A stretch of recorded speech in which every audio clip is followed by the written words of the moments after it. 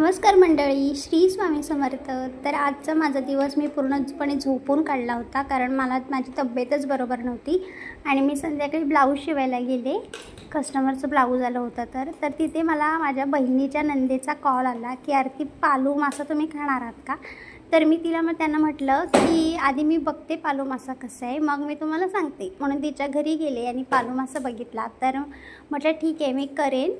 म्हणून घरी घेऊन आले, त्याला साफ केलं, धुतलं आणि तिखट मीठ वगैरे लावून फ्राय केलं। फ्राय करून झाल्यानंतर मी टाईमपास करायला घरी गेले होते। खरं तर वॉचमन काकांना गरम पाणी पाहिजे होतं पियायला, ते करून देण्यासाठी गेले होते, पण ते राहिलं बाजूलाच। शेजारच्या घरात जाऊन बसले, लोनबद्दल काय ते बोलायचं होतं, तर तिथंच माझा अर्धा वेळ गेला। मच्छी काय मी बघितलीच नाही, माझ्या बहिणीने बघितली।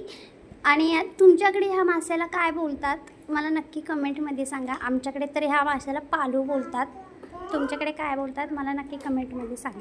भेटूया पुढच्या ब्लॉगमध्ये। Bye bye.